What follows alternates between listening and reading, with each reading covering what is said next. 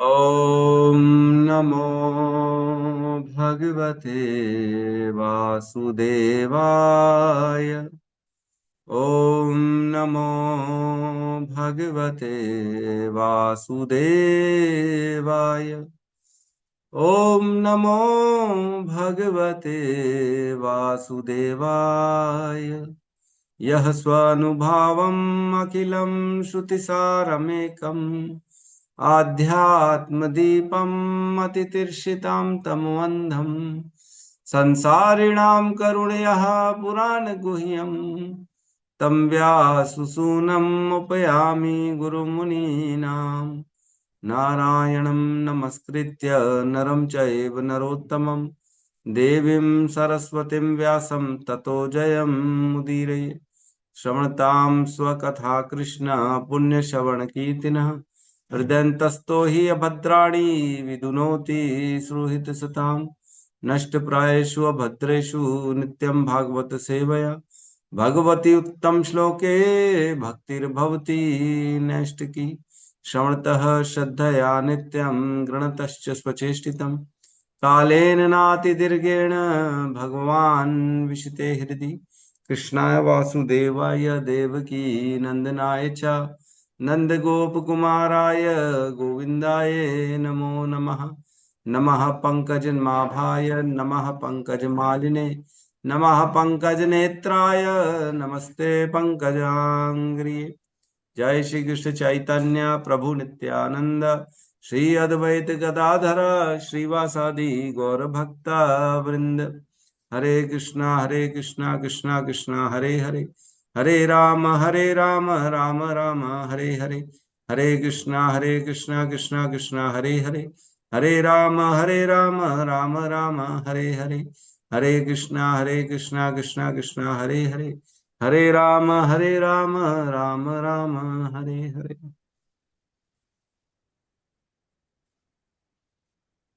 हरे कृष्णा। सभी का स्वागत है प्रातःकालीन श्रीमद् भागवतम के सत्र में। तो परसों हमने श्लोक क्रमांक 34 को लिया था, 34 नंबर श्लोक को, स्कंद 2 अध्याय थे। ठीक है, आशा कर रहे हैं कल की क्लास जो है वो ठीक रही होगी, है ना। कल जो है हमारे हिज ग्रेस गौतम बुद्ध प्रभु ने कक्षा ली थी और जो है भागवतम का जो भी कहा वो मेरे ख्याल से मंगलाचरण एक्सप्लेन किया था आपने, क्या किया? 2.3.24 तदश्मसारम हृदयवती नमः।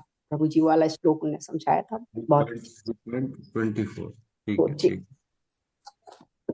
ठीक है। तो कल जो है परसों हमने 34, हमने भी 34 लिया, लेकिन छठे अध्याय का 34 लिया है। तो उसमें हमने पढ़ा कैसे ब्रह्मा जी कहते हैं, न मे भारती न भारती में अंगम मृषो उपलक्ष्यते।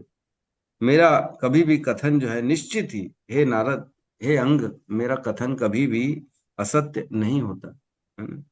और क्या करें, न मे क्वचिन में मनसो मृषा गति, और ना ही कभी मेरा मन जो होता है वह असत चीजों में जाता है। मेरा मन सदा सदा असत चीजों में कभी नहीं जाता, वह प्रकृति से या किसी भी चीजों से अवरुद्ध नहीं होता है मेरा मन।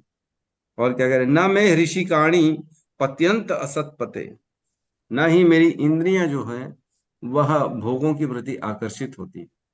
असत पथ जो है प्रकृति, जिसे आध्यात्मिक एक पाद विभूति कहते हैं, उसमें जो भी चाहिए वो असत है, लेकिन जो आध्यात्मिक है वह सत है। तो असत पते, ऐसी जो भौतिक भोगों में है मेरी इंद्रियां नहीं जाती हैं। क्यों नहीं जाते हैं, तो कह रहे हैं यन में हृदय उत्कंठयावतः धृतो हरि, क्योंकि मैंने हृदय में उत्कंठा से हरि को धारण किया हुआ है। इसीलिए मेरा हृदय सदा सदा भगवान में लगा रहता है। मेरा कथन कभी झूठा नहीं होता और मेरी इंद्रियां कभी भी भोगों में नहीं जाती। क्यों? क्योंकि एकमात्र कारण है कि मेरे हृदय में सदा सदा हरि का निवास है। और वो भी ऐसे वैसे नहीं, उत्कंठा से मैंने धारण किया है। उत्कंठा मतलब बड़ा ही ईगरनेस के साथ, है ना? जिज्ञासु, प्रेममयी जिज्ञासु जिसे कहते हैं, वह उस उत्कंठा के साथ मैंने धारण किया। जैसे माँ का बच्चा होता है, वह बड़ी उत्कंठा से उसे प्रेम करती है, उसे खिलाती है, उसकी व्यवस्था करती है, तो उसे उत्कंठा कहते हैं, है ना। ऐसी उत्कंठा से ब्रह्मा जी ने भगवान को धारण किया। ठीक है, तो हम प्रवेश करते हैं आज के जो है श्लोक क्रमांक में।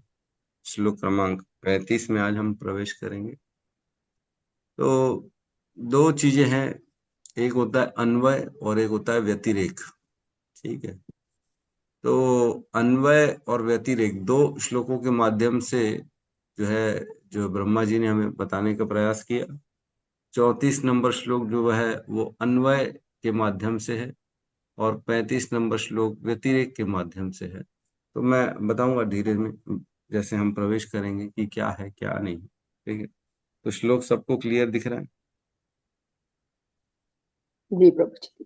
है ना। श्लोक क्रमांक 35, अध्याय 6, स्कंद 2, पुरुष सुक्त की पुष्टि। ब्रह्मा जी द्वारा नारद जी को वर्णन चल रहा है भगवान के बारे में। ठीक है, 35 नंबर को साथ में दोहराए। सोऽहं साम्नामायस्तपोमयः नामाय मयस्तपोमयः सोऽहं साम्नाय साम समाम्नायामयस्तपोमयः सोऽहं साम्नाय स्नामयस्तपोमयः प्रजापतीनामभिवन्दितः पति प्रजापतीनामभिवन्दितः पतिः आस्थाय योगं निपुणं समाहितः आस्थाय योगं निपुणं समाहितः तं नाध्यगच्छं यत आत्मसम्भवः तं नाद्यगच्छत्यसम्भवः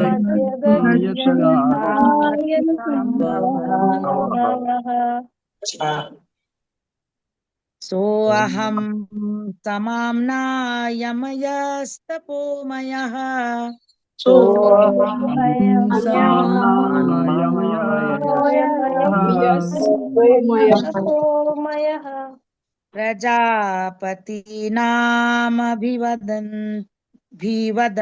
भिवन्दितः पतिः प्रजापतीनामभिवन्दितः पतिः आस्थाय योगं निपुणं समाहितः आस्थाय योगं निपुणं समाहितः नाद्यागच्छं यत् आत्मा सम्भवः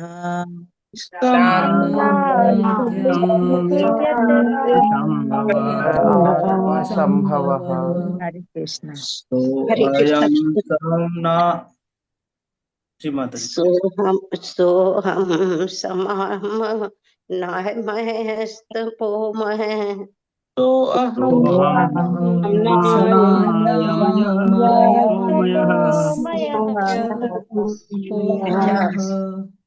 प्रजापतीनां भिवन्दित पतिः प्रजापतीनामभिवन्दितः पतिः आदिष्टयोगं निपुणं समाहितः आस्थाय योगं समाहितः तं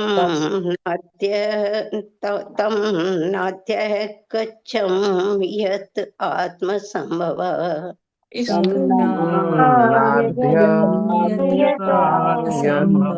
संभवः। सोऽहं समान्मायं यस्तपोमय सोऽहं समान्मायमयस्तपोमयः प्रजापतीनां विवन्दितः पतिः प्रजापतीनामभिवन्दितः पतिः आस्थाय योगं निपुणं समाहितस्तम् आस्थाय योगं निपुणं समाहितस् नाद्यगच्छं यत् आत्मसम्भवः तं नाद्यगतं यतात्मसम्भवः सोऽहं समाम्नायमयस्तपोमयः सोऽहं समानायमयस्तपोमयः प्रजापतीनाम् अभिवन्दितः पतिः प्रजापतीनामभिवन्दितः पतिः आस्थाय योगं निपुणः समाहितस् आस्थाय योगं निपुणं समाहितः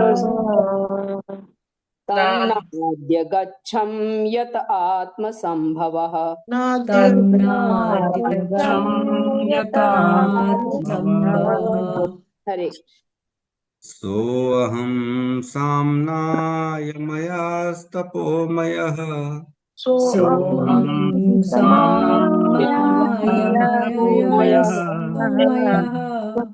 प्रजापतीनामभिवन्दितः पति प्रजापतीनामभिवन्दितः पतिः आस्थाय योगं निपुणं समाहितः आस्थाय योगं निपुणं समाहितः तं नाद्यगच्छं यत आत्मसम्भवः तं नाद्यगच्छं यतात्मसम्भवः देखिए, इसमें ऐसा है, जो समाहित के बाद एक छोटा सा डैश लगा हुआ है ना, तो इसका अर्थ है कि जो नेक्स्ट लाइन का पहला वर्ड है ना, वो समाहित के साथ बोला जाएगा, है ना। तो ये डैश का अर्थ ऐसा होता है। तो हमको जो आधा वाला स है ना, वो समाहितस हो जाएगा, वो ऐसा हो जाएगा, और तम से आखिरी वाली लाइन को बोलेंगे। जहां पे भी ऐसे आखिरी में डैश होता है, अर्थात कि उसके बाद वाली लाइन का पहला वर्ड इसके साथ जुड़ा हुआ। ठीक है, तो अनुवाद।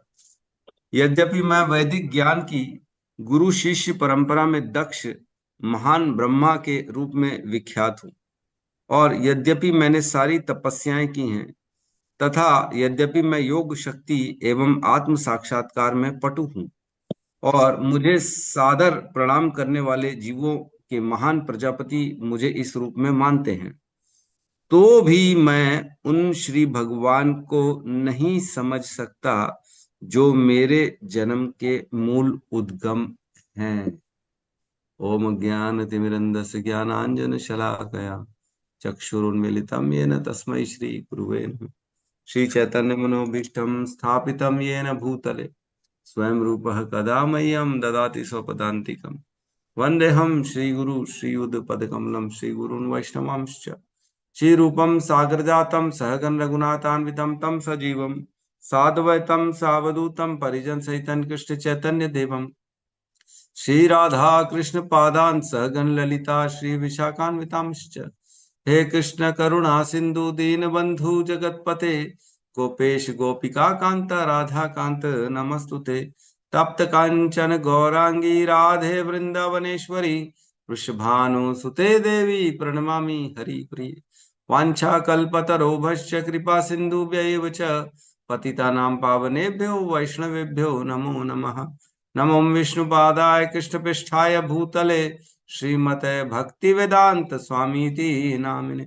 नमस्ते सारस्वते देवे गौरवाणी प्रचारिणे निर्विशेष शून्यवादी पाश्चात्य देशतारिणे। जय श्री कृष्ण चैतन्य प्रभु नित्यानंद श्री अद्वैत गदाधर श्रीवासादि गौर भक्त वृंद। हरे कृष्णा कृष्णा कृष्णा हरे हरे, हरे राम राम राम हरे हरे। हरे, बड़ा सुंदर श्लोक है ये वाला, है ना। इसमें स्वयं ब्रह्मा जी कह रहे हैं कि मैं भगवान को नहीं जान सकता। भगवान को नहीं जान सकता जब ब्रह्मा जी कह रहे हैं, तो कोई कैसे कह सकता है व्यक्ति जीव इस संसार का कि मैं भगवान को जानता।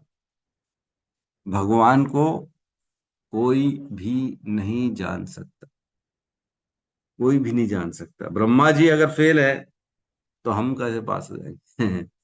जिन्होंने सभी को योनियां प्रदान की, जो इतने भगवान के बड़े जो है, जिनके हृदय में स्वयं भगवान ने पूरा ज्ञान प्रकाशित किया, अपना धाम प्रकाशित कर दिया, स्वयं ब्रह्मा जी जिन्होंने भगवान को साक्षात दर्शन किया हुआ है ना, वह ब्रह्मा जी अगर बोल रहे नहीं नहीं, मैं नहीं जान सकता भगवान को, मैं नहीं समझ सकता, है ना।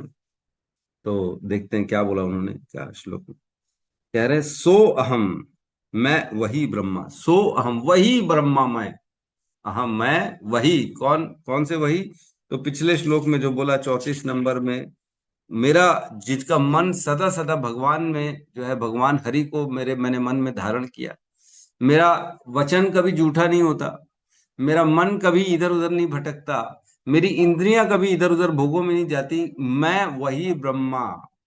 अब बता रहे देखो, मैं इतना कर लिया हूं, मैंने कभी अपने आप को भटकाया नहीं, मैंने कभी झूठ नहीं बोला, मेरा मन, मैंने जो बोलता हूँ सच हो जाता है, मन मेरा सदा भगवान में रहता है, असत भोगों में कभी नहीं रहता, मेरी इंद्रियां कभी भोगों में नहीं रहती हैं, मैं वही ब्रह्मा।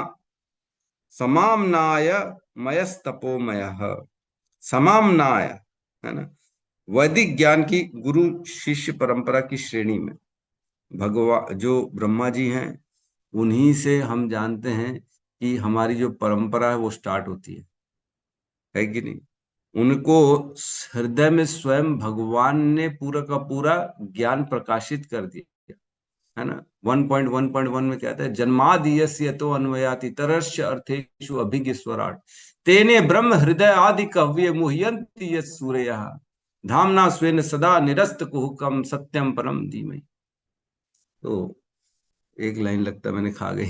ठीक है, तो इसमें कह रहे हैं कि जो तेने ब्रह्म हृदय आदि कहविये मुह्यंत यत् सूर्य, कि आपने जो है ब्रह्मा जी के हृदय में सारा ज्ञान प्रकाशित कर दिया, डायरेक्ट जिसे ज्ञान भगवान से मिला डायरेक्ट, वह ब्रह्मा जी जो पूरे के पूरे वेद मूर्ति हैं, जिनका पूरा स्वरूप ज्ञान से बना है, वो पूरे ज्ञानमय है। हम तो केवल बुद्धि हमारे पास इतनी होती है जितनी हम जानते हैं, लेकिन उनका पूरा शरीर बुद्धि से बना हुआ है, उनके पास पूर्ण ज्ञान है। सोचो, सभी का ज्ञान है, और हम जानते हैं वो तो पूरी सृष्टि कर लेते, इतना ज्ञान है उनके पास। विसर्ग तो वही करते ना, सर्ग भगवान करते और विसर्ग ब्रह्मा जी करते। प्राइमरी क्रिएशन भगवान और सेकेंडरी क्रिएशन ब्रह्मा जी, सभी को उत्पन्न किया ब्रह्मा जी ने। और वो कह रहे हैं, सो अहम, मैं वही ब्रह्मा जो वेदों की मूर्ति हूं, समस्त ज्ञान का मैं ही, मेरे से ही ये गुरु परंपरा स्टार्ट हो रही है। और तपोमय, तपोमय मीन्स समस्त तपस्याओं से मैं युक्त हूँ, मैंने बड़ी गंभीर गंभीर तपस्या करी हुई। हमने पढ़ा था ना अभी कुछ टाइम पहले कि ब्रह्मा जी जो है भयंकर टाइप की तपस्या कर चुके हैं। 2.5.7 नारद जी कहते हैं उनको कि जब प्रश्न पूछते हैं, 1 से लेके 8 तक प्रश्न पूछते हैं, तो 7वें श्लोक में नारद जी कहते हैं कि हमें शक होता है आपको देख के कि आपके पीछे, आप तो सब कुछ करने वाले हैं, लेकिन आप इतनी कठोर तपस्या क्यों करते हैं?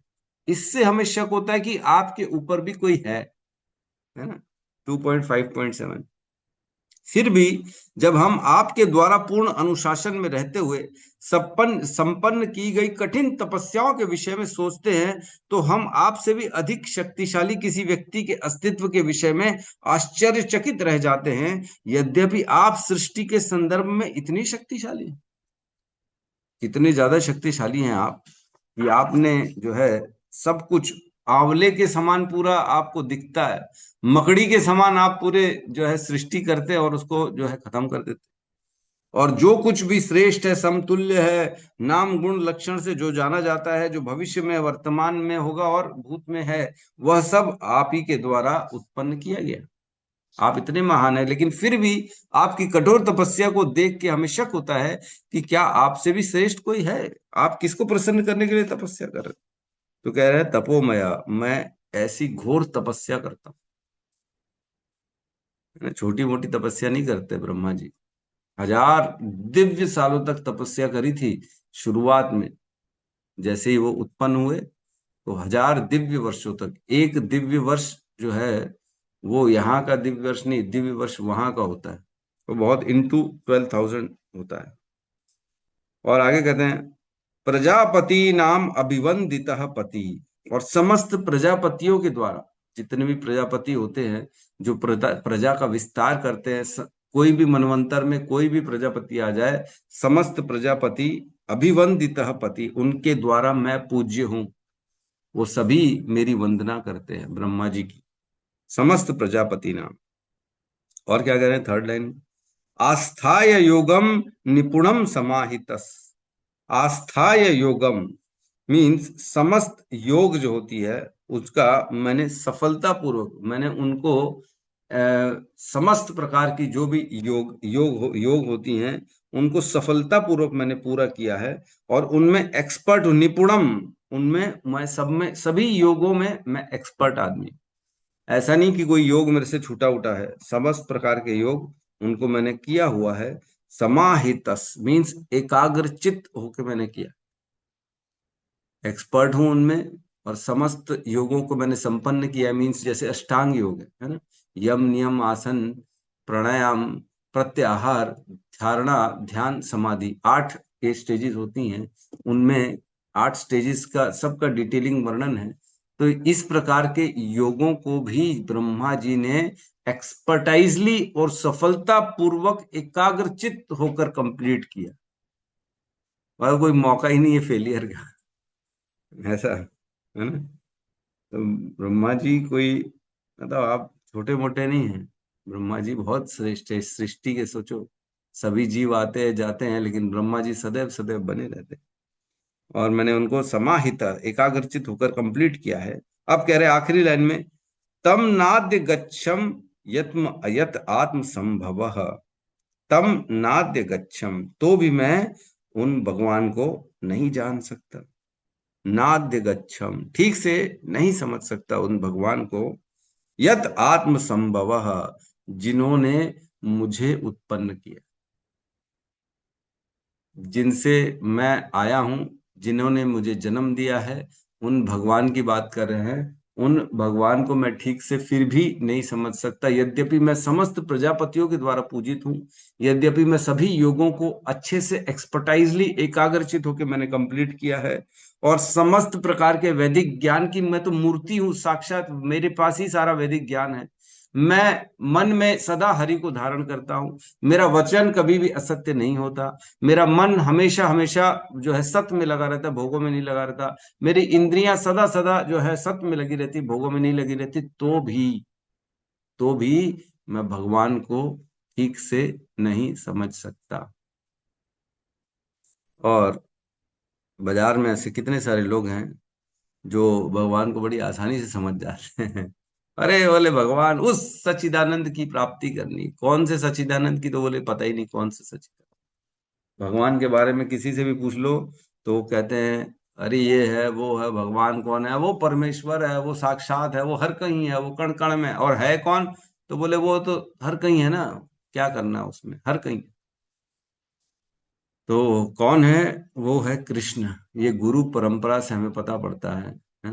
कृष्ण कौन है, कृष्ण वो है जो यशोदा नंदन है ना, जो आए संसार में अपनी लीलाएं करने के लिए, वो है कृष्ण। उनको समझ पाना अत्यधिक कठिन, यही बात उन्होंने ब्रह्मा जी ने आगे 10वें अध्याय 10वें स्कंद में भी कहेंगे, हम उस श्लोक को लेंगे। जब जो है ब्रह्म विमोहन लीला होती है, तब ब्रह्मा जी आते हैं, भगवान की स्तुति करते हैं। 10वें स्कंद के 14वें अध्याय में वो भगवान की स्तुति करते हैं कि मेरे से गलती हो गई, मैंने आपकी परीक्षा लेने का प्रयास किया, मुझसे गलती हुई, मुझे माफ कर दो, आप तो ब्रह्मांड नायक, आप ये है वो है फलाना ठिकाना, इतना कुछ बोलेंगे वो पूरी स्तुति में। तो एक श्लोक को हम उसको लेंगे, अभी थोड़ी देर में पढ़ते हैं। उसमें भी कह रहे नहीं नहीं, आपको कोई नहीं जान सकता, आपकी माया है, आप स्वयं इतने शक्तिशाली हो, कोई नहीं जानता। लेकिन हमने पढ़ा है भगवत गीता में, भगवान कहते हैं 18.55 में कहते हैं, भक्त्या माम अभिजानति यावन यश्च अस्मि तत्वतः ततो मांग तत्वा ज्ञात्वा विशते तद अनंतरम। इसमें भी अनुवाद में भी तात्पर्य में भी ये 2 श्लोकों को लिया है प्रभुपाद ने, 18.54 और 55। 54 में कहते हैं ब्रह्मभूत प्रसन्न आत्मा न शोचति न कांक्षति समम सर्वेषु भूतेषु मद भक्ति लभते पराम। जब व्यक्ति जो है सभी प्रकार के द्वंद्व और मोह से परे हो जाता है, सभी व्यक्तियों के प्रति समान रूप से उसका दर्शन होता है, ना उसके अंदर कोई आकांक्षा है, ना कोई उसके अंदर शोक है, और वो सदा प्रसन्न रहता है, ब्रह्म की स्थिति में आ जाता है, तब जाके उसे मेरी भक्ति मिलती है।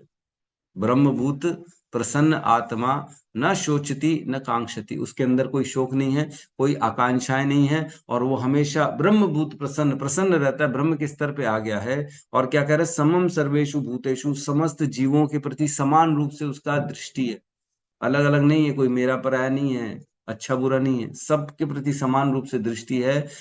तब जाके मद भक्ति लभते पराम, तब मेरी भक्ति उसे प्राप्त होती। फिर अगले श्लोक में कहते हैं 55 में, भक्त्या माम अभिजानाति यवन यश में तत्व। जब ये परिस्थिति आती है, जब उसको भक्ति मिलती है, तब उस भक्ति के माध्यम से वो मुझे जान सकता है। भक्त्या माम अभिजानाति, ऐसी भक्ति जब मिलती है उसको, तब वह मुझे यावन यश में तत्व से जान सकता है ना। ततो ज्ञात्वा ततो माम तत्व ज्ञात्वा विशते तद अनंतरम, और ऐसे ज्ञान के द्वारा वो मुझ तक पहुंच सकता है, वैकुंठ जगत में प्रवेश करता है। लेकिन इसका मतलब ये नहीं है कि पूर्ण रूप से जान तो जाता है, तत्व से जान तो जाता है, लेकिन भगवान को पूर्ण रूप से जानना ये असंभव है। ये कोई नहीं जान सकता कि भगवान है कौन। अगले श्लोक में तो भगवान के बारे में बोलते ब्रह्मा जी की स्वयं भगवान ही नहीं जानते कि उनकी शक्ति कितना काम कर सकती है। भगवान खुद अभिन्न है अपनी शक्ति से उनको खुद को नहीं पता रहता है कि उनके नाम और उनकी जो है भगवान की माया शक्ति का कितना बड़ा विस्तार है, वो खुद नहीं जान पाते। तो उसमें हम कल पढ़ेंगे, बहुत सुंदर है उसमें वर्णन। ये श्लोक एक्चुअल में व्यतिरेक के माध्यम से समझाया जा रहा है, पिछले श्लोक में अन्वय के माध्यम से समझाया गया। अन्वय मीन्स, सपोज करो एग्जाम्पल है कि अगर अग्नि है तो धुआं होगा ही होगा, ठीक है, ये होगा अन्वय। मतलब अगर है तो वो भी होगा, अगर अग्नि है तो धुआं भी होगा ही होगा। और व्यतिरेक मीन्स नेगेटिव, अगर धुआं नहीं है तो अग्नि भी नहीं होगी, अग्नि नहीं है तो धुआं भी नहीं होगा, है ना। तो इस प्रकार पिछले श्लोक में उन्होंने बताया, नहीं न मेरा वो कभी कथन झूठा होता है, न ये होता है, न वो होता है। क्यों? क्योंकि मेरे हृदय में भगवान है ना, मेरा ये भी नहीं होता, वो भी नहीं होता। अब यहाँ कह रहे हैं, यद्यपि मेरे पास प्रजापति भी मेरी जो है पूजा करते, मैंने योगों को भी पूरा कर लिया, मैंने ये भी कर लिया, फिर भी मैं भक्ति को, भगवान को नहीं जानता। ठीक है, तो ये जो है इस प्रकार ब्रह्मा जी ने समझाने का प्रयास किया। तो बेसिकली कंक्लूजन क्या निकलता है कि भगवान को हम नहीं समझ सकते बिना भक्ति के, बिना भक्ति के, योगों के द्वारा, प्रजापतियों के द्वारा, इवन जो है वेदों की जो है पठन पाठन से भी भगवान को नहीं समझा जा सकता।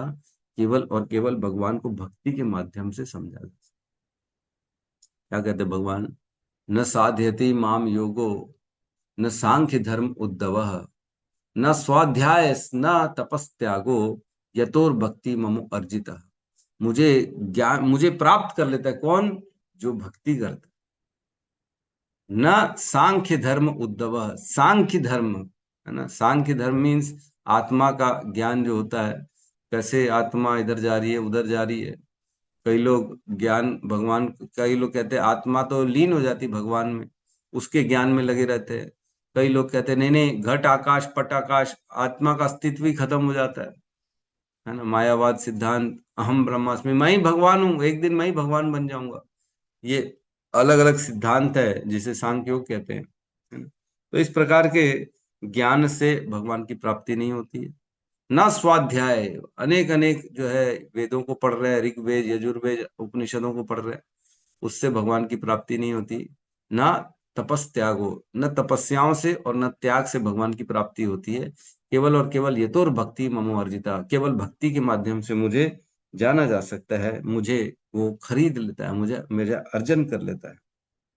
हमने एक श्लोक पढ़ा था, आप लोगों को ध्यान है कि नहीं, 2.4.8 है ना, 2, 4, 8, उसमें कहते हैं नूनम भगवतो ब्रह्मन हरेर अद्भुत कर्मणः दुर्विभावम इवा भाति कविभिश्चापि चेष्टितम नूनम भगवतो ब्रह्मन्।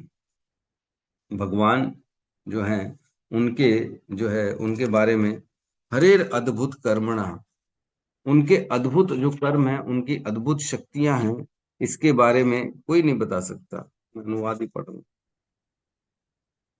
2.4.8।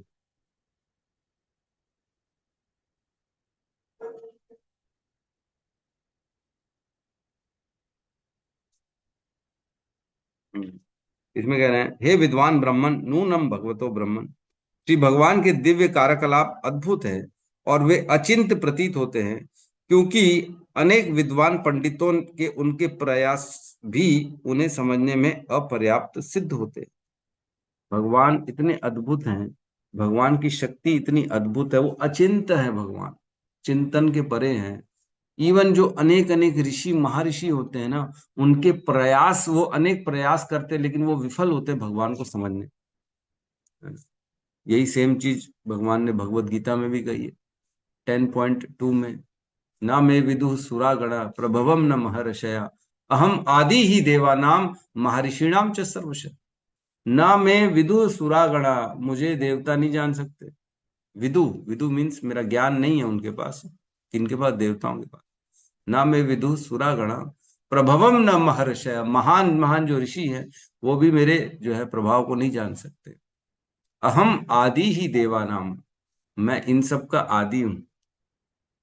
ये तो मेरे सामने पैदा हुआ है, ये तो अभी अभी के है, ये मेरे बारे में क्या बताएंगे? अहम आदि ही देवानाम महर्षिणाम च सर्वश, ये सब की उत्पत्ति मेरे कारण हुई है, तो ये मेरे बारे में क्या जान जाएंगे?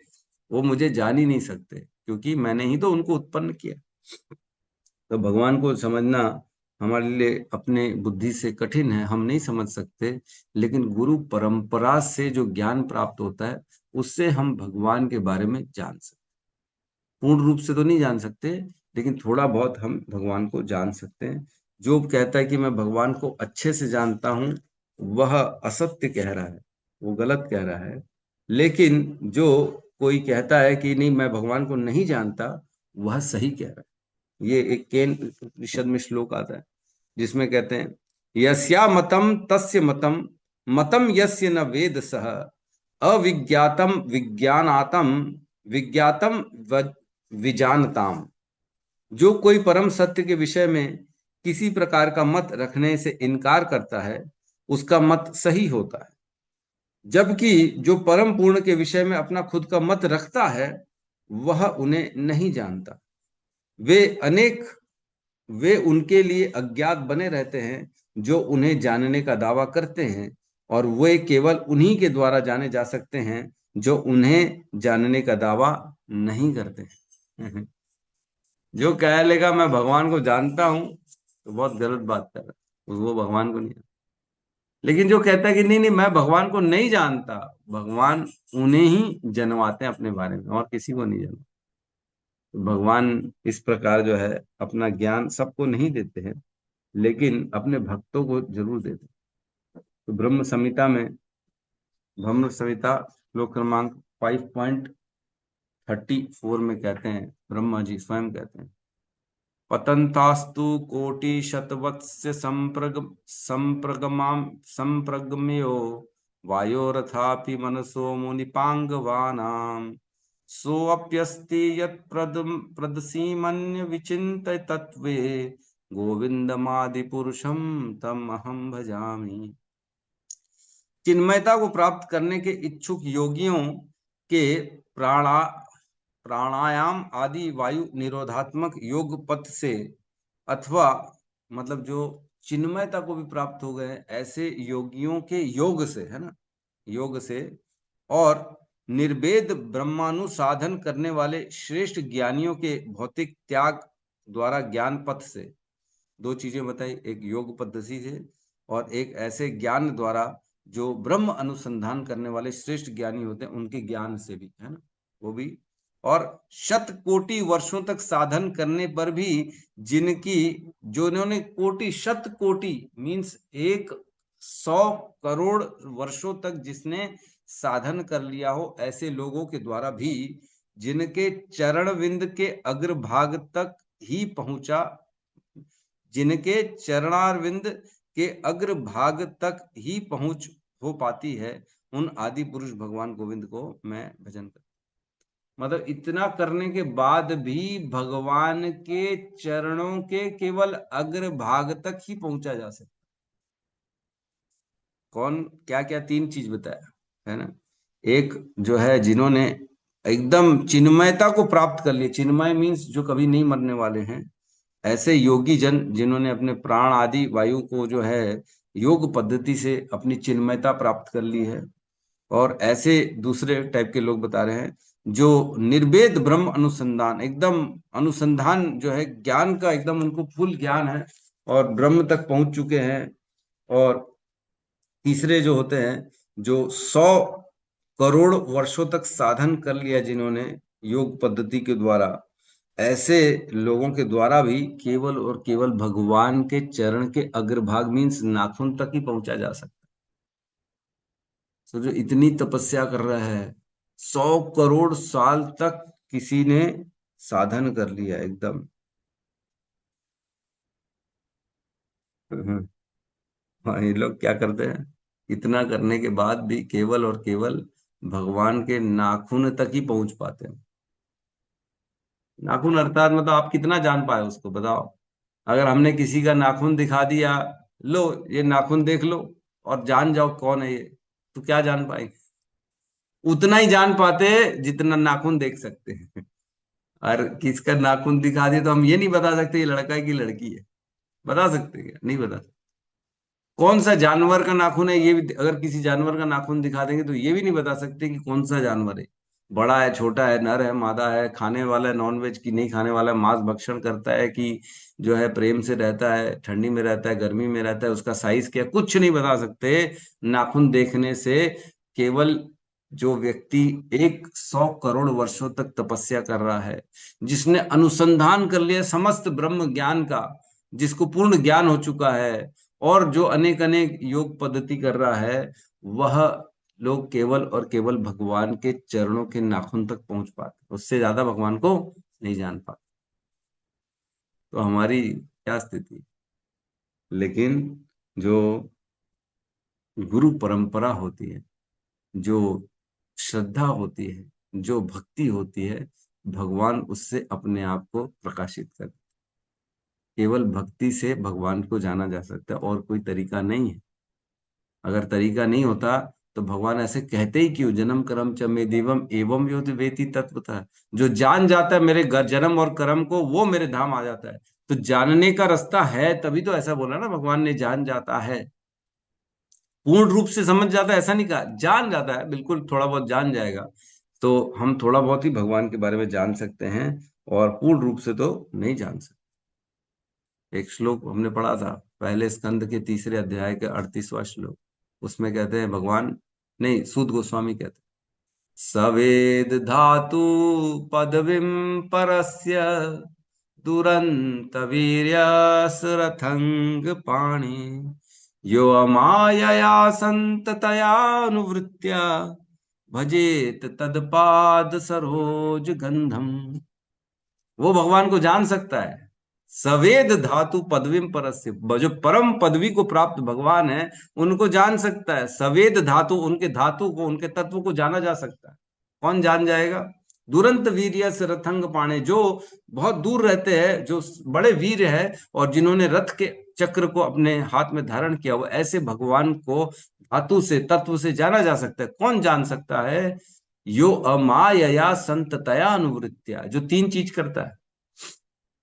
यो अमायया, जो जो है मतलब बिना टूटे, अबाध, जो लगा, मैं तीनों का अर्थ सुना रहा हूं। जो अबाध, अमाया, बिना टूटे, अबाध, निरंतर, लगातार, अनुकूल, अनुवृत्त, अनुकूल अवस्था, अनुकूल मीन्स भगवान से प्रेम करते हुए जो है, भजेत तदपाद सरोज गंधम, जो उनके चरणों का भजन करता है, जो उनकी भक्ति करता है, वो इन तीनों मतलब उनकी भक्ति कर रहा है, अनुकूल भक्ति करे, प्रेम से भक्ति करे, उनकी निरंतर करे और अबाध बिना टूटे लगातार, और किसी की ना करे, केवल कृष्ण की करे, तब वह भगवान को जान सकता।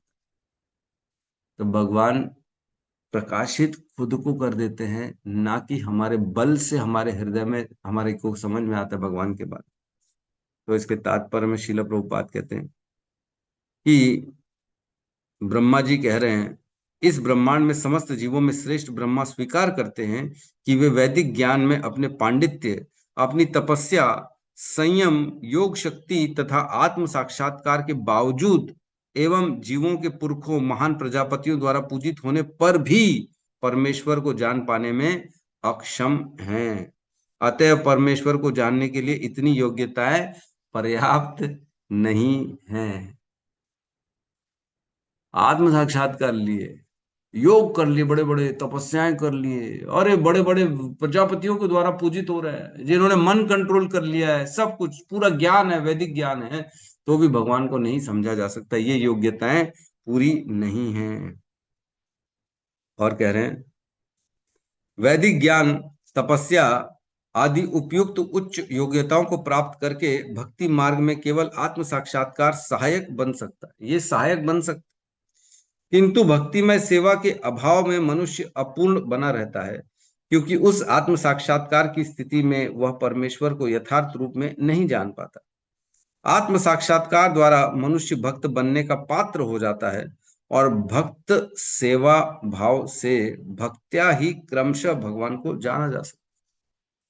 मतलब आत्म साक्षात्कार किसी ने कर लिया है तो इसका अर्थ ये नहीं है कि वो भगवान को जान गया। आत्म साक्षात्कार से भक्ति की जा सकती है। जैसे आत्म साक्षात्कार हो जाएगा तब वह मनुष्य भक्त बनने का पात्र होता है।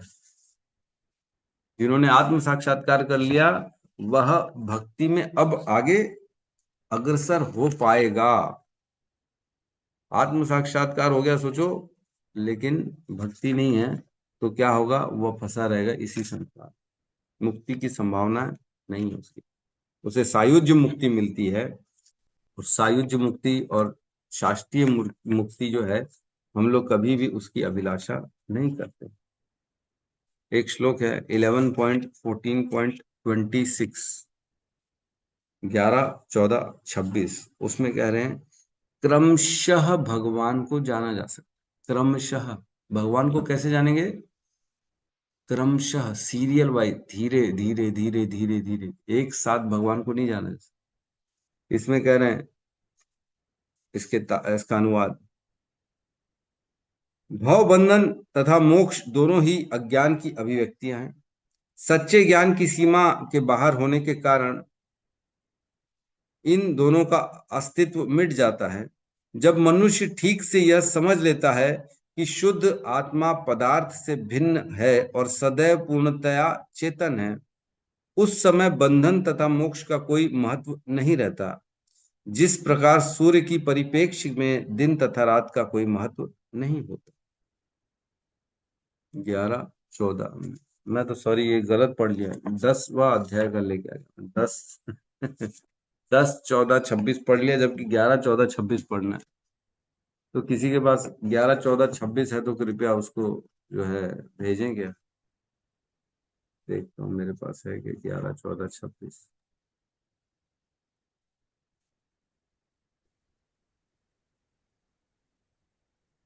नहीं है 11, 11, 14, 26 कृपया भेजें क्या? उसमें 11.14.26 उसका अनुवाद और अनुवाद भेजिए ना।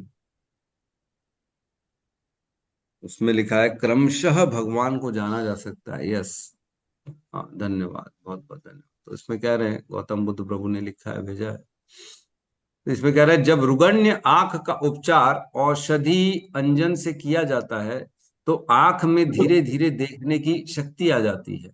इस तरह जब चेतनामय जीव मेरे यश की पुण्य गाथाओं के श्रवण तथा कीर्तन द्वारा अपने भौतिक कल्मश को धो डालता है तो वह फिर से मुझे परब्रह्म को मेरे सूक्ष्म आध्यात्मिक रूप में देखने की शक्ति पा लेता है। कैसे? जैसे जैसे भगवान के यशों का, भगवान के पुण्य गाथाओं का हम श्रवण करते हैं, जब हम भगवान का नाम जप करते, कीर्तन करते हैं, तब हम क्या करते हैं? हमारे भौतिक कल्मशों को धोते हैं धीरे धीरे धीरे धीरे धीरे धीरे। और जब ऐसा करते हैं, तब हम भगवान को उनके रूप में देखने की शक्ति प्राप्त करते हैं धीरे धीरे ना। ऐसे नहीं होता, जैसे बता रहे एग्जाम्पल दे रहे, रुगण्य आंख, जैसे जो आंख खराब हो जाती है, उसकी दृष्टि नहीं होती, तो धीरे धीरे औषधि से उसकी आंखों में धीरे धीरे धीरे धीरे रोशनी बढ़ती है और वो संसार को देख पाता है धीरे धीरे। तो ऐसी स्थिति में भगवान की जब भक्ति करता मनुष्य, कोई भी जो नौ साधन, नवदा भक्ति के साधन है, श्रवणम कीर्तनम स्मरणम पाद सेवनम अर्चनम वंदनम दास्यम साख्यम आत्मनिवेदनम, जो इनको धीरे धीरे अपने जीवन में लाता है और इसके माध्यम से भगवान की सेवा करता है, तब धीरे धीरे उसे शक्ति मिलती है ताकि वो भगवान को समझ सके और वो भगवान को जान पाता है। लेकिन पूर्ण नहीं जान पाता, आधा अधूरा ही जानता है। तत्व तो पता पड़ जाता है, लेकिन भगवान को पूर्ण रूप से कोई भी नहीं जान सकता। आगे कह रहे हैं, जिस प्रकार कोई अबोध व्यक्ति दूध से मक्खन विलग नहीं कर सकता, उसी प्रकार कोई भी व्यक्ति पदार्थ में विलीन हुए आत्मा को कुछ भौतिक योग्यता प्राप्त करने के बल पर विलग नहीं कर सकता। जैसे दूध से मक्खन, कोई भी अबोध व्यक्ति जिसको ज्ञान नहीं है, वो दूध से मक्खन कैसे अलग कर लेगा? अरे दूध देंगे उसको, बोलेंगे इसमें से मक्खन निकालो, तो क्या बोले, अरे प्रभु इसमें थोड़ी मक्खन है, कैसा बात करते हो, दूध में कभी मक्खन होता है क्या? इससे कैसे निकालेंगे? लेकिन अगर वही दूध हम किसी ज्ञानी को देंगे, बोलेंगे इसमें से मक्खन निकालो, तो वो क्या करेगा? पहले उसको दही जमाएगा, दही जमाएगा, फिर उसको जो है उसमें जो प्रोसेस होता है, दही के बाद उसको पानी मिलाएगा, उसको मथना करेगा, मथन करके उसमें से फिर धीरे से मक्खन को अलग करेगा। तो दूध से मक्खन अलग करने का एक प्रोसेस होता है, जो ज्ञानी है, जो समझदार है, वो ये कर सकता है, हर कोई व्यक्ति ये काम नहीं कर सकता। उसी तरह कह रहे हैं, कोई भी व्यक्ति पदार्थ में विलीन हुए आत्मा को कुछ भौतिक योग्यता प्राप्त करने पर के बल पर विलग नहीं कर सकता। कोई भौतिक अगर किसी को योग्यता प्राप्त हो गई, अरे बाप रे कोई पढ़ लिया, बहुत बड़ा डॉक्टर बन गया है, और ये किसी ने थीसिस लिख ली है, पीएचडी कर लिया है, ये कर लिया, वो कर लिया है, इसके बल पे आत्मा को पदार्थ से अलग नहीं किया जा सकता। वह ये नहीं समझ पाएगा कि आत्मा पदार्थों से अलग है, मीन्स शरीर से अलग है, इस संसार से अलग है, प्रकृति से अलग। वह भगवान की परा प्रकृति है। ये जब तक उसे ज्ञान नहीं होगा शास्त्रों का, तब तक ये कोई भी नहीं कर सकता। तो कह रहे हैं भक्ति से ये किया जा सकता है, और कोई योग नहीं। भक्ति योग या भक्तों का लक्ष्य अपने व्यक्तित्व खोना नहीं है। जो है भक्ति योग में, भक्ति के जो है ये है कि आदमी अपना जो है अस्तित्व खोता नहीं, वो सदा सदा अपना एक आइडेंटिटी बनाए रहता है। और इसमें आगे कह रहे हैं, वेदांत का अर्थ है आत्म साक्षात्कार और भक्ति का अर्थ है कुछ सीमा तक श्री भगवान के व्यक्तित्व का साक्षात्कार, है ना। देखो अब इसमें बहुत सुंदर श्रील प्रभुपाद ने आत्म साक्षात्कार का अर्थ बताया है। उसमें बताया वेदांत मीन्स वेदों का अंत जो है उनको जानना, उसमें जो है उसे आत्म साक्षात्कार कहते हैं। और भक्ति का अर्थ है कुछ सीमा तक भगवान के व्यक्तित्व का साक्षात्कार। जब तक कोई भी साधन भगवान से जुड़ा नहीं है, वह आत्म साक्षात्कार तो करा सकता है, लेकिन भक्ति नहीं दिला सकता। आत्म साक्षात्कार बहुत प्री स्टेज है भक्ति के पहले। भक्ति की पहली सीढ़ी क्या बताई जाती है? हम शरीर नहीं है, हम आत्मा। आत्मा अलग है, आत्मा का इस संसार से लेना देना नहीं है, आत्मा का इस संसार में ना कोई सुख है ना दुख है, आत्मा तो सदा सदा अलग बनी रहती है। दूसरे अध्याय में ही भगवान ने पूरा आत्मा का ज्ञान दे दिया। तो ये ज्ञान आत्म साक्षात्कार तो करा सकता है कि मैं कौन हूं, मैं एक आत्मा हूं, मैं शरीर नहीं हूं, लेकिन ये भक्ति नहीं प्रदान कर सकता। आत्म साक्षात्कार इज अलग और डिफरेंट फ्रॉम भक्ति। भक्ति मीन्स भगवान की शरण में जाना, आत्म साक्षात्कार मीन्स ये ज्ञान होना कि मैं आत्मा हूं, शरीर नहीं। दोनों में भेद है। ठीक है, तो यहाँ पे कह रहे हैं आत्म साक्षात्कार केवल ज्ञान दे सकता है वेदांतों का, लेकिन भगवान की भक्ति से भगवान का साक्षात्कार किया जा सकता है, भगवान को तत्व से जाना जा सकता है, और कोई दूसरा रास्ता नहीं। तो ये भी कभी होगा जब हम किसी शुद्ध भक्त की शरण में जाएंगे, तभी यह ज्ञान हमें प्राप्त होगा, है ना। उसमें कहते हैं जड़ भरत कहते रहु गुणा को, रहु गुणा एतत तपसा न याति न इज्जया निर्वापणम गृहत्वा न चंदसौ नेव जल अग्नि सूर्यो विना महदपाद रजो अभिषेकम। हे रहुगुण, किसी भी अन्य रस्तों के द्वारा, न इज्जया भगवान की पूजा के द्वारा, निर्वापणम गृहद्वा ग्रह के कार्यों को, वर्णाश्रम के धर्म को पालन करने से भगवान की प्राप्ति नहीं होगी, भगवान नहीं समझ में आएंगे। न चंदसौ, अनेक अनेक तुम वेदों को पढ़ लो, श्लोकों को पढ़ लो, उससे भी नहीं होगा, है ना। ना जल अग्नि सूर्यो, जल थल में कहीं पे भी तपस्या करने से, सूर्य की तपस्या करने से यह ज्ञान प्राप्त नहीं होगा। कैसे होगा? बिना महदपाद रजो अभिषेकम, बिना किसी शुद्ध भक्त के शरण में जाए हुए ये ज्ञान प्राप्त नहीं हो सकता कि भगवान है कौन, भक्ति है क्या। भक्ति तो तभी मिलेगी जब किसी भक्त के शरण में हम जाएंगे, अन्यथा नहीं मिलेगी। भगवान को नहीं जान सकते बिना इस गुरु शिष्य परंपरा के। तभी तो हम गौतम बुद्ध जो हैं, हमारे गौतम बुद्ध उनको फॉलो नहीं करते ऐसा नहीं है, हमारे गौतम बुद्ध को फॉलो नहीं करते। मीन जो भगवान गौतम के रूप में आए थे, भगवान गौतम बुद्ध, उनकी शिक्षाओं को फॉलो नहीं करते, क्योंकि उन्होंने गुरु शिष्य परंपरा का फॉलो नहीं किया। हमारे गौतम बुद्ध प्रभु तो गुरु शिष्य परंपरा में ही है ना। इनको तो ज्ञान है, और आज भी गुरु शिष्य परंपरा का, भगवत गीता का ज्ञान रोज शाम को देते हैं प्रभु जी। तो इनको फॉलो करना है, लेकिन उन गौतम बुद्ध प्रभु को नहीं करना है जो हमें, जो जो बुद्ध वाला जो ज्ञान देते हैं, उनको नहीं करना। ठीक है, तो यहाँ पे किसी का प्रश्न है तो हम ले सकते हैं।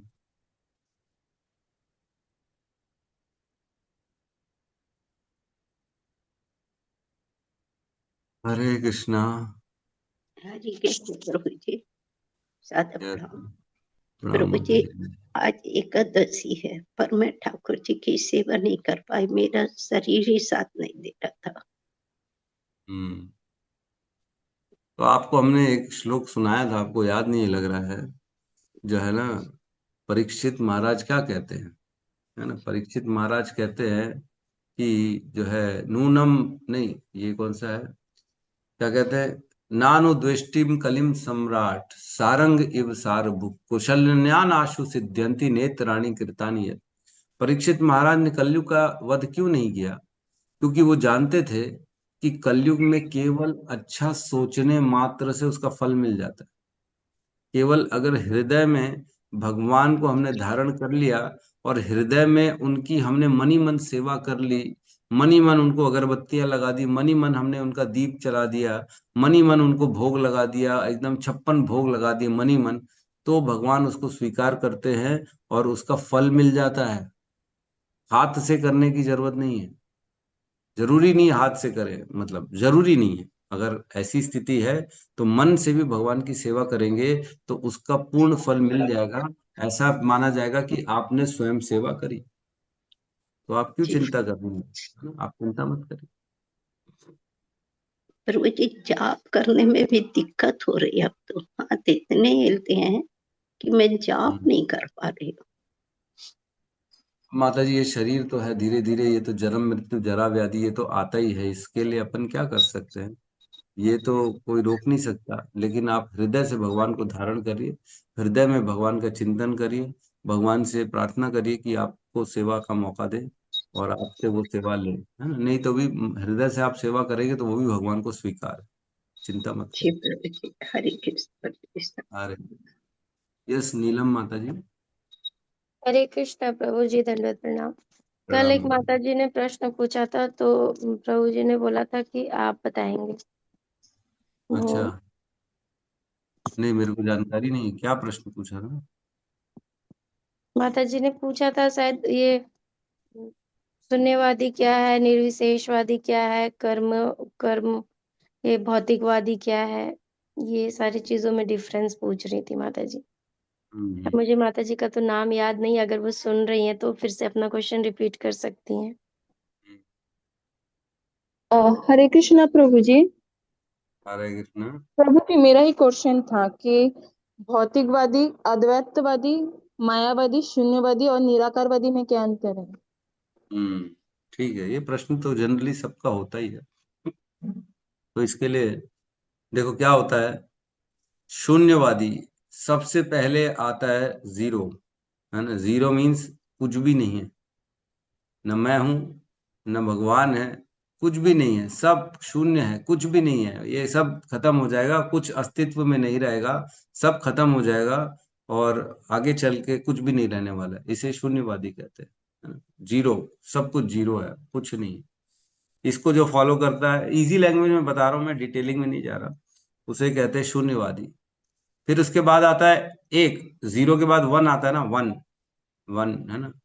तो वन मीन्स अद्वैत, दो नहीं है, एक है केवल, अद्वैत, अद्वैत, द्वैत नहीं, मीन्स एक, एक वाय, जीरो के बाद वन आया, वन। अब वन, वन कौन है? मैं और भगवान एक है। मैं भगवान में मिल जाऊंगा, हम और मैं एक दिन स्वयं भगवान बन जाऊंगा। अहम ब्रह्मास्मि, मैं आगे चल के ब्रह्म बन जाऊंगा। मेरा जब शरीर छूटेगा, मेरी आत्मा भगवान में लीन हो जाएगी और मैं भगवान के साथ एक बन जाऊंगा। इसे कहते हैं अद्वैत, और इसी को ही कहते हैं मायावाद। इसी का एक पार्ट ये भी है, वो निराकारवाद कहते हैं। निराकार में अद्वैत भी हो सकता है और द्वैत भी हो सकता है, वो दो भी मान सकते हैं और एक भी मान सकते हैं, लेकिन उस स्थिति में भगवान को वो बोलते हैं कि उनका आकार नहीं है, उसे निराकार कहते हैं। भगवान का कोई आकार नहीं है, भगवान तो वायु के समान है, सर्वत्र है, उनका कोई आकार नहीं, इसे निराकारवादी कहते हैं। और निर्विशेषवादी किसे कहते हैं? विशेषवादी, निर्विशेषवादी, इसका अर्थ ये होता है जिसे चलो इंद्रियों के द्वारा जो है नहीं चल जाना बेटा जा चल। सकता, है ना। इंद्रियों के जो परे हैं उसे निर्विशेषवादी कहते हैं। वैसे तो भगवान निर्विशेष है, भगवान जो है इंद्रियों के परे है, लेकिन ऐसा नहीं है। गोलोक में जाएंगे तो भगवान से साक्षात हम बात कर सकते हैं, उनकी सेवा कर सकते हैं।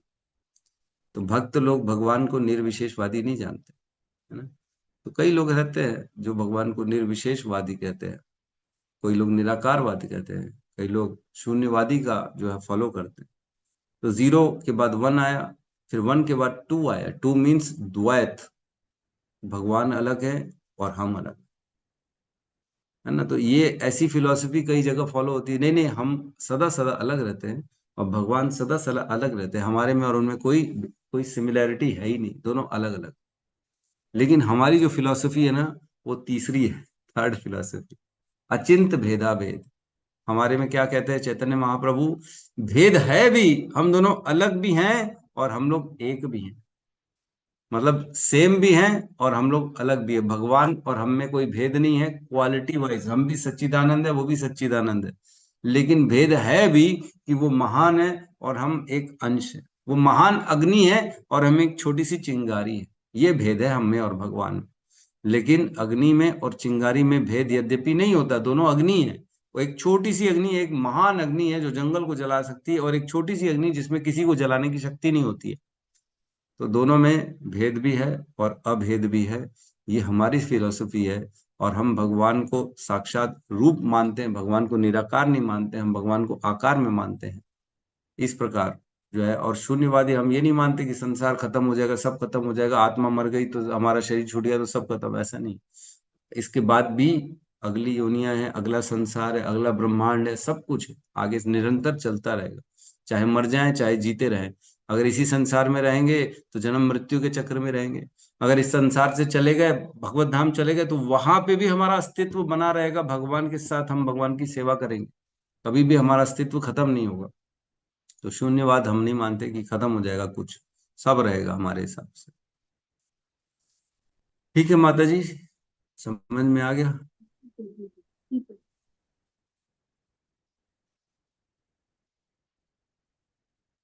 रितिका माता जी, नीलम माता जी, जी प्रभु जी। धन्यवाद प्रभु जी। हरे कृष्ण। हरे कृष्ण। यस ज्योति माता जी। हरे कृष्णा प्रभु जी, दंडवत प्रणाम। प्रभु जी, जैसे आपने अभी बताया कि इस तरह से हम भगवान को मानते हैं, तो प्रभु जी जैसे जो लोग जैसे हम हैं, हम अचिंत्य भेदाभेद पे जैसे हमें चैतन्य महाप्रभु ने बताया, हम उस तरह से फॉलो करते हैं। तो जो लोग नॉर्मल जैसे गीता प्रेस की भागवतम आती है, भगवत गीता आती है। हम एक्चुअली ये प्रश्न इसलिए पूछ रहे हैं क्योंकि मेरे फादर हैं, वो काफी इन्वॉल्व रहते हैं, लेकिन वो इस चीज में नहीं इन्वॉल्व रहते हैं। मतलब वो बोलते हैं कि वो थोड़ा सा उनका ऐसा कॉन्सेप्ट है कि नहीं नहीं इस्कॉन वाला वैसा वैसा। तो वो मैं ये पूछना चाहती थी, वो पढ़ते हैं, श्रीमद् भागवतम भी पढ़ते हैं, लेकिन गीता प्रेस वाली पढ़ते हैं। तो उस भागवतम में और जो हम भागवतम पढ़ते हैं उसमें क्या डिफरेंस है प्रभु जी? क्या डिफरेंस है? मैंने तो पढ़ी नहीं, तो मैं कैसे बता दूं डिफरेंस? मैंने तो एक ही ज्ञान लिया है जो शीला प्रभुपाद का मिला है। हमने तो जी उसको पढ़ा नहीं है। उसमें क्या, उसमें बेसिकली जो है ना, आप जो 7वें अध्याय का वो जो श्लोक है ना, अव्यक्तम व्यक्तम आपन्ना मन्यते माम अबुद्धया, ये वाला जो श्लोक है ना, उसको पढ़ेंगे ना तो उसका अर्थ अलग है। उसमें जो है, इसमें शीला प्रभुपाद कहते हैं कि जो अव्यक्तम व्यक्तम आपन्ना, वो लोग ये मानते हैं, जो बुद्धिमान जन होते हैं वो ये जानते हैं कि भगवान अव्यक्त से नहीं आते। ऐसा शीला प्रभुपाद का उसमें कमेंट्री है, उसके अनुवाद का वर्णन है। लेकिन यही चीज अगर आप उसकी जो है गीता प्रेस की पढ़ेंगे, तो उसमें शायद, मैंने पढ़ा नहीं इसलिए मैं नहीं मेरे को नहीं मालूम, उसमें कहा गया है कि जो बुद्धिमान व्यक्ति है वो ये मानता है कि भगवान अव्यक्त से व्यक्त के रूप में है, पहले निराकार थे, फिर उससे साकार रूप में भगवान बने हैं। तो ये बुद्धिमान जन ऐसा जानते हैं, ये उस श्लोक का अर्थ है। लेकिन श्रील प्रभुपाद ने उसको टोटली चेंज कर दिया, और वह कहते हैं जो अबुद्धया, जो बुद्धिमान नहीं होते हैं ना, वो ऐसा मानते हैं कि निराकार से साकार आया। तो शीला प्रभुपाद की जो थ्योरी है वो ऐसी है कि निराकार से साकार जो है नहीं आता, साकार से निराकार आता है। जैसे ट्यूबलाइट से प्रकाश आता है ना, कि प्रकाश से ट्यूबलाइट, प्रकाश जी निराकार हो गया और साकार हो गया ट्यूबलाइट। तो ट्यूबलाइट पहले की पहले, उसका प्रकाश पहले, तो जब तक साकार नहीं होगा तो साकार से निराकार की शक्ति निकलेगी ना, सूर्य से सूर्य का प्रकाश आ रहा है, ना कि प्रकाश से सूर्य बन रहा है। तो निराकार से कभी भी साकार नहीं बनता, साकार से निराकार बनता है, ये तो हम प्रत्यक्ष देख सकते हैं। लेकिन जो कई अन्य अन्य संप्रदाय है वो ये कहते हैं निराकार से साकार है, एक शक्ति है उससे कृष्ण आए हैं।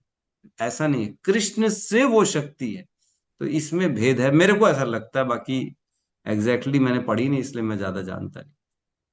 जी प्रभु जी। ठीक है, यस प्रभु यस। जी, जैसे गोलोक वृंदावन धाम है, इसका वर्णन उस गीता में भी होगा ना, भागवतम में, गीता में? हरे भागवतम में तो कृष्ण। होना चाहिए, क्योंकि जहां तहां तो लिखा ही है। लेकिन मैंने उनकी भागवतम पढ़ी नहीं है ना, इसलिए माता जी मेरे को ठीक से मालूम नहीं जी है प्रभु ना। जी। जी हरे कृष्णा प्रभु जी, धन्यवाद प्रणाम। देखो क्या होता है माता जी, प्रणाम। जितना जी हम अन्य जो पढ़ेंगे ना, उतना कंफ्यूजन क्रिएट करेंगे, है ना, क्योंकि उनकी फिलॉसफी हमें कंफ्यूज करेगी। वो लोग उस चीज को फॉलो कर रहे हैं तो हमको लगेगा अच्छा हम तो ऐसा मान रहे हैं, तो ऐसा क्यों, ऐसा क्यों, तो ये हमारे अंदर फिर प्रश्न चालू हो जाएंगे। इसलिए बेहतर है कि आप अन्य अन्य जो है उसको अभी फिलहाल ना पढ़ें, क्योंकि पहले अपना कंसेप्ट जब तक क्लियर नहीं हो, हम कौन से संप्रदाय से, हमारे गुरु परंपरा से क्या ज्ञान प्राप्त हुआ है, हम भगवान के बारे में क्या विचार करते हैं, भगवान निराकार है साकार है, कैसे पूजना है, ये सारी चीजें जब तक हमारी क्लैरिटी नहीं होना, अन्य चीजें पढ़ेंगे तो कंफ्यूज हो जाएंगे। तो बेहतर है कि ना पढ़ें। बेहतर है कि फिलहाल पहले अपने कंसेप्ट को समझें, गुरु परंपरा से ज्ञान को प्राप्त करें, फिर अगर खंडन करने की बात आए या ऐसा लगे कि किसी को जवाब देना है, तो अब आप पढ़िए और निश्चित तौर से उसका खंडन करिए। जवाब दीजिए कि वहां पे ये लिखा है, हमारे को ये पढ़ना है, हमारा फिलॉसफी ये है, आपका फिलॉसफी ये है, उसमें तर्क कर सकते हैं आप, उसमें डिस्कशन कर सकते हरे प्रभु जी, एक्चुअली पापा को कन्विंस करने के लिए मैं जानना चाहती थी, तो हैं। हाँ। ठीक है। जी प्रभु जी, थैंक यू। हरे कृष्णा प्रभु जी, दंडवत प्रणाम प्रभु जी। जैसे मैं भी एक बार मेरे घर के पास में एक रहती है, तो उनको भी मैंने भागवत गीता देने के लिए बोला कि आप ले लो भागवत गीता। तो उन्होंने भी यही कहा था कि मैं ना गीता प्रेस वाली पढ़ती हूँ, गोरखपुर वाली, तो मेरे पास वो है, तो उन्होंने नहीं लिया। तो मैं बोली एक बारी मुझे वो दिखाना। तो जब वो लाई थी ना भगवत गीता की बुक, तो पतली सी वो होती है, और उसमें क्या है, स्टार्टिंग में सिर्फ श्लोका दिया हुआ है। जैसे फर्स्ट अध्याय है तो फर्स्ट इस अध्याय के जितने श्लोका वो एक लाइन से दे दिया गया है। फिर उसके बाद जितने उसके जो तात्पर्य है, मतलब अनुवाद है, वो अनुवाद ही सिर्फ बाद में दिया हुआ है हर एक श्लोका के। तो ऐसे में ना उसका जो पर्पट जो प्रभुपाद जी ने पर्पट दिया वो उसमें नहीं दिया हुआ है। एक बार अनुवाद मतलब श्लोका है, और जहां श्लोका खत्म हुआ है फिर नेक्स्ट पेज से फिर वो पर्पट अनुवाद स्टार्ट है उसमें। तो उसमें क्या होता है, हमें ये समझ में नहीं आता कि कौन से श्लोका का कौन सा अनुवाद है। अब उसके लिए हमें 4 पेज पीछे जाएंगे तो पता चलेगा ये पहला नंबर श्लोक है, तो पहले नंबर का अनुवाद 4 पेज के बाद है। तो ऐसे में थोड़ा सा उसमें कंफ्यूजिंग हो जाता है, हम क्लियर नहीं कर पाते कि कौन से श्लोका का कौन सा अर्थ है। और दूसरी चीज मुझे ऐसा लगा कि हम इतने इंटेलिजेंट नहीं है कि सिर्फ श्लोका का अनुवाद पढ़ के हम पूरे श्लोका की मीनिंग को अच्छे से समझ पाए। जैसे कि प्रभुपाद जी ने जो बताए हैं पर्पट के माध्यम से, वो पूरे अच्छे से उस चीज को श्लोका को, और दूसरी दूसरी जगह से भी उसके मतलब कह सकते हैं साक्ष्य के रूप में वो कई जगहों का देते हैं कि इसमें भी इस मतलब इसमें ये चीज बोला गया है, इसके बारे में यहाँ भी ये चीज बोला गया है, यहाँ भी ये चीज बोला गया है। तो जैसे हम बोलते हैं ना, किसी चीज का हवाला देते हुए वो बताते हैं, मतलब कि सबूत देते हुए कि इसका दूसरे उपनिषद में भी ऐसा बताया गया है, दूसरे उपनिषद में भी ऐसा बताया गया, इसमें भी ऐसा बताया। तो इससे हमें वो पूरी अच्छे से समझ में आता है कि हाँ ये जो कहा गया है वो बिल्कुल सही बताया गया है। लेकिन उसमें ऐसा कुछ भी नहीं, मुझे तो ऐसा नहीं लगा, मुझे बस वो पर्पट और अनुवाद था। तो उसमें कोई जनरल बहुत ब्रिलियंट ही होगा जिसको अच्छे से समझ में आया, हम लोग जैसे तो बेवकूफ को मतलब मूर्ख को नहीं समझ में आ सकता अच्छे से। मैं तो मेरे पास मुझे एक यही भगवत लगा था। गीता है। एक मिनट मैं बता रहा हूँ, मेरे पास एक भगवत गीता है ऑलरेडी, गीता प्रेस की, जिसमें श्लोक है फिर अनुवाद है, फिर श्लोक है फिर अनुवाद है। ऐसी भी बुक है मेरे पास, और वो वाली भी बुक है जिसमें खाली श्लोक है अनुवाद है, लेकिन मैं पढ़ता नहीं हूँ। क्या है कि जैसे आपने या किसी ने कोई क्वेश्चन कर लिया तो मैं उसको रखा हुआ हूँ ताकि मैं उठा के देख सकूं कि कहाँ क्या है। किसी को कभी ऐसा हो जाता है, नहीं 1 to 1 हमें क्लैरिटी देनी ही पड़ती है, तो हमको रेफरेंस उठाना पड़ता है, पढ़ना पड़ता है, देखना पड़ता है। तो मैंने रखी हुई है उसको देखने के लिए। और कई बार ऐसा जो है उनके और अपने कंपैरिजन जब हम सामने रखते हैं तब कंपैरिजन हो जाता है कि उन्होंने क्या बोला और हमारे श्रील प्रभुपाद ने क्या बोला। तो इसलिए रखी हुई है, बट मैं कभी उसको फॉलो नहीं करता। कभी उसको मैं देखता, मतलब देखता हूँ केवल, लेकिन फॉलो नहीं करता, कभी समझने का प्रयास नहीं करता, क्योंकि एक गुरु परंपरा में हमारी निष्ठा है। हम नेसेसरी कितना समय कितना है जो बैठ के अभी हम ये सोचे कि ये सही है कि वो गलत है, ये समय नहीं है हमारे पास। जीवन फटाफट निकलने वाला है। अभी केवल फिलॉसफी समझने में 2 5 10 साल लग जाएंगे, तो फिर तो हमारी उम्र ही निकल जाएगी। कब फॉलो करेंगे, कब भक्ति करेंगे, कब अपने जीवन का उद्धार करेंगे। तो एक निष्ठ होके एक संप्रदाय में एक गुरु और एक शिष्य परंपरा फॉलो करके खत्म करना चाहिए। शुरुआत में लगे तो थोड़ा एनालाइज कर लो, लेकिन जब एनालाइज हो गया उसके बाद निष्ठा के साथ एक जगह श्रद्धा के साथ जुड़ जाना चाहिए बस। प्रभु ठीक जी। है, तो एकदम से हम उनको गलत भी नहीं कह सकते एकदम से कि क्या क्या उनमें गलत है, क्योंकि हमने पढ़ा नहीं इसलिए हम बता नहीं सकते। लेकिन प्रभु जी। ये है कि फिलोसफिकल डिफरेंस है दोनों में। उनकी फिलॉसफी थोड़ी अलग है, हमारी शीला प्रभुपाद की फिलॉसफी थोड़ी सी अलग प्रभु जी, है। मैंने 5 अध्याय उसका पढ़ा हुआ है। हाँ उसमें पहले मतलब वो श्लोक दिया हुआ है, अर्थ दिया हुआ है, उसके बाद उनका महत्व दिया हुआ। मतलब पहले अध्याय का क्या महत्व है ये ज्यादा मुझे सार लगा उसमें। हाँ, जैसे महात्म्य है ना, महात्म्य की कथा होती है, वह उसमें लिखी हुई है गीता प्रेस में। और वो महात्म्य के लिए ही मैंने भी खरीद के रखा है कि महात्म्य उनमें है, अपने पास नहीं है, अपने पास इस्कॉन में। तो जी महात्म्य जी। हम वहीं से पढ़ते हैं। जैसे आज भी जो है एकादशी का महात्म्य सुनाया, वैसे श्रीमद् भागवतम का महात्म्य होता है। भगवत गीता के हर अध्याय का महात्म्य है। हमने जब भगवत गीता पढ़ाई थी तब हम महात्म्य भी पर चर्चा करते थे, महात्म्य पहले कथा के रूप में। तो उसका उसमें वर्णन है भगवत गीता में, जी गीता जी। में। यस, उर्जेश्वरी माता जी। प्रभु जी दंडवत प्रणाम। कल हम लोग गौतम बुद्ध प्रभु जी ये श्लोक 24 अध्याय 2 स्कंद 2 अध्याय 3 का 24वां श्लोक बता रहे थे। तो इसमें ये यहाँ दिया है परपट में, भाव दशा का प्राकट्य 8 दिव्य लक्षणों से होता है। ये है निष्क्रियता, प्रस्वेत, रोमांच, कंठ गदगद होना, कंपन, शरीर का पीला पड़ना, अश्रुपात और अंततः समाधि। इसकी स्पष्ट तस्वीर हम लोगों के दिमाग में नहीं आ रही। निष्क्रियता प्रस्वेद में निपुणासन प्रभु जी को थोड़ा सा तो ये हुआ था कि आप आएंगे तब इसको क्लियर करेंगे। ये तो अष्ट सात्विक विकार है ना, इसी को अष्ट सात्विक विकार कहते हैं। जो बड़े बड़े जो भक्त हैं उनको ये ऐसा विकार आ जाते हैं जब भगवान के बारे में वो भक्ति करते हैं। तो इस पे हम चर्चा कर लेंगे, कोई बात नहीं, आराम से चर्चा कर लेंगे। जी जी जी। यश शर्मा प्रभु जी कहिए। हाँ प्रभु जी, दंडवत। पहले तो श्लोक में कोई अंतर नहीं है प्रभु जी, का श्लोक हो या प्रेस का भागवत का श्लोक हो, श्लोक में तो कोई अंतर नहीं है। लेकिन विद्वान लोग सब अपना अपना मत के अनुसार भाष्य जो लिखे हैं, तात्पर्य हो, भाष्य हो, उल्टा कर अपना मत के अनुसार लिखे हैं। लेकिन इसमें तो कोई अंतर नहीं है। उसको अर्थ रूप में भाष्य में लें। हाँ, भागवतम और गीता के भागवतम एक श्लोक का हम ऊपर नीचे क्रमांक खाली देख रहे हैं कि अंतर है, क्योंकि आपका भी जो दिखाते हैं वो भी देख रहा हूँ और ये भी रखे हैं वो भी देख रहे हैं, तो दोनों मिलाते हैं, कंपेरिजन करते हैं, तो श्लोक में कोई अंतर नहीं है।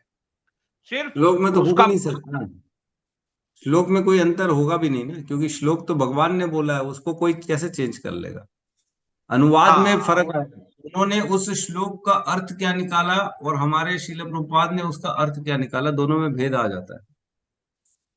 क्योंकि संस्कृत में क्या होता है, संस्कृत बड़ा डिफिकल्ट सब्जेक्ट है, उसका संधि विच्छेद हो जाता है, समास विच्छेद होता है उसमें। जैसे माम बुद्धया ऐसा लिखा है श्लोक में, माम बुद्धया, तो उसका जब विच्छेद करते हैं तो कोई बोलते हैं माम बुद्धया, जो बुद्धिमान जीव है वो ऐसा सोचते हैं। और शिला प्रभुपाद ने अनुवाद में क्या लिखा है, माम अबुद्धया, उसका जब संधि विच्छेद किया तो शिला प्रभुपाद ने अबुद्धया डाल दिया, जो बुद्धिहीन व्यक्ति है वो ऐसा मानता है। और वो लोग बोलते हैं बुद्धिमान व्यक्ति ऐसा मानता है, शिला प्रभुपाद ने लिख दिया बुद्धिहीन व्यक्ति ऐसा मानता है।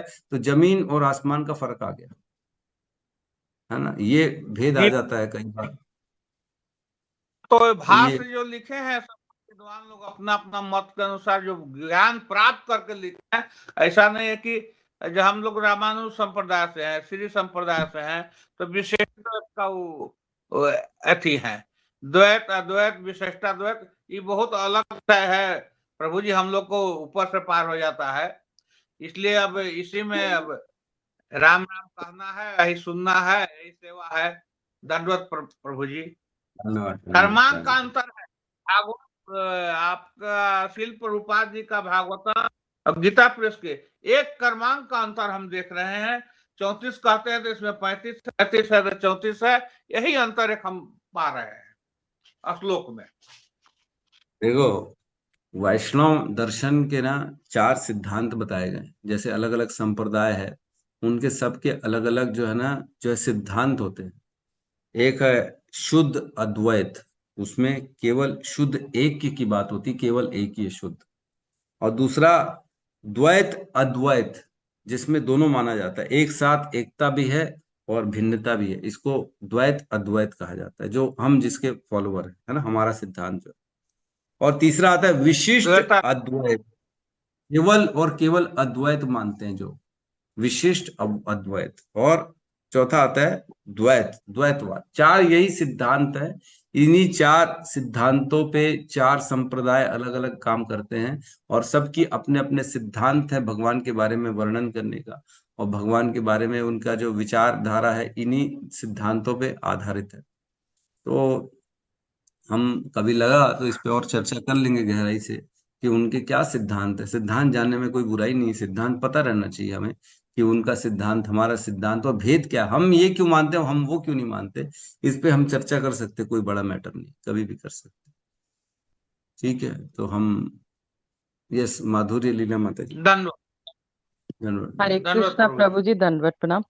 बस एक आपके पास टाइम हो तो बस एक छोटा सा क्वेश्चन था कि अभी जो प्रभु जी वहाँ वृंदावन में जो अभी हादसा हुआ है, तो उसको हम कैसे ले सकते हैं, क्योंकि वो जब से मैं वो न्यूज सुनी मुझे एकदम से बहुत ज्यादा विचलित हो रही हूँ मैं, मतलब बहुत दुख हो रहा है मुझे, तो उसको हम कैसे ले सकते हैं प्रभु जी। देखो, जो श्रेष्ठ जन होते हैं ना, जो आचार्य जन होते हैं, जो वैष्णव जन होते हैं, उनकी ये अभिलाषा होती है कि मेरे प्राण जो है ना वो धाम में जाके छूटे, भगवान के निकट, भगवान के निज धाम में मेरे प्राण छूटे, है ना।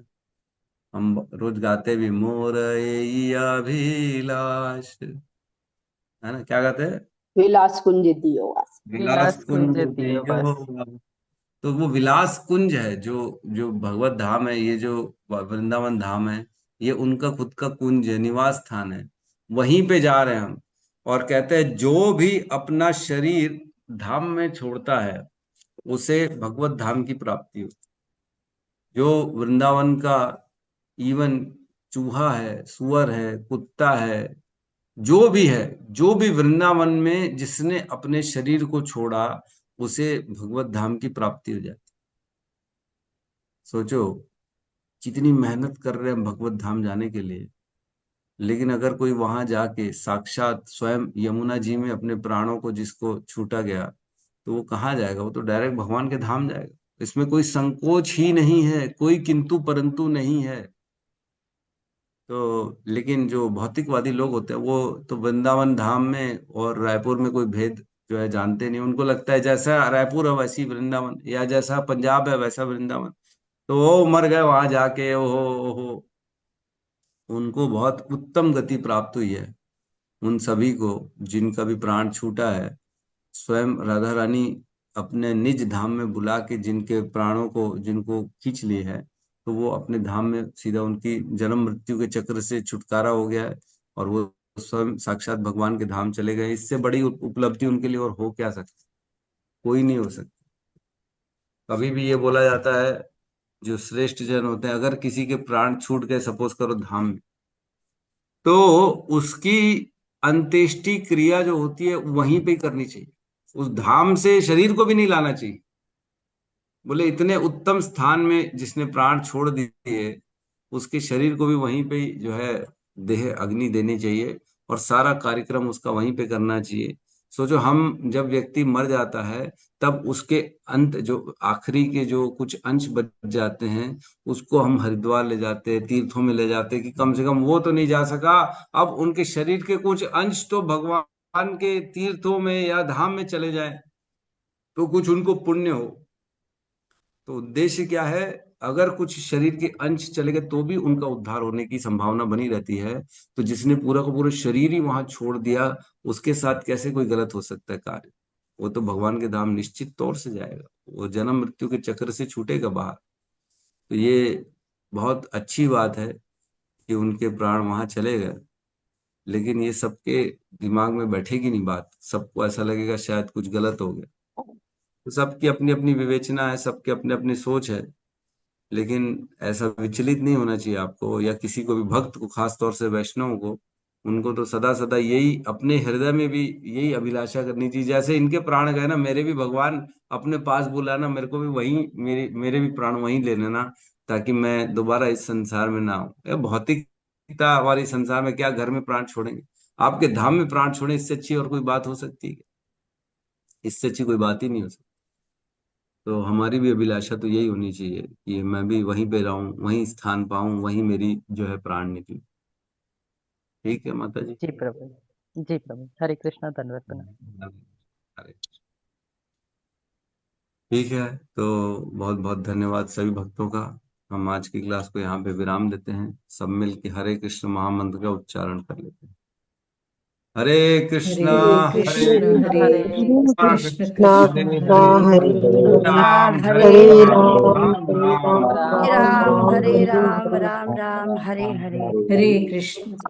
ग्रंथराज श्रीमद् भागवतम की जय, समस्त भक्त वृंद की जय, सद्गुरु शील प्रभुपाद की जय, निताई गौर प्रेमानंद।